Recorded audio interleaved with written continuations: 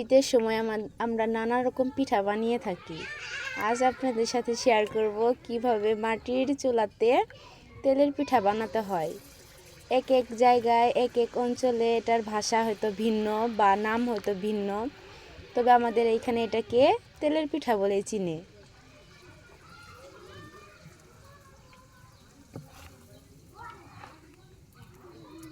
আমাদের কিন্তু অনেকগুলো পিঠা হয়ে গেছে।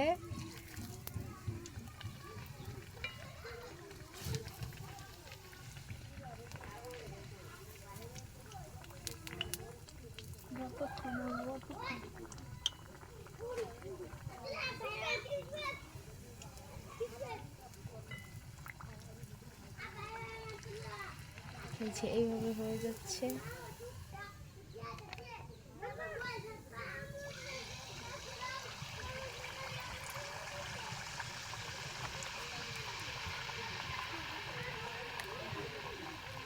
এটা কিন্তু অনেক সহজ একটা রেসিপি, আপনারা চাইলে বাড়িতে ট্রাই করতে পারেন।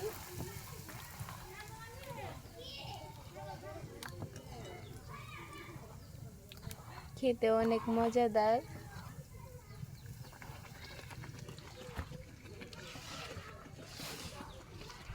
এটা সম্পূর্ণ চাউলের গুঁড়া আর চিনি দিয়ে তৈরি।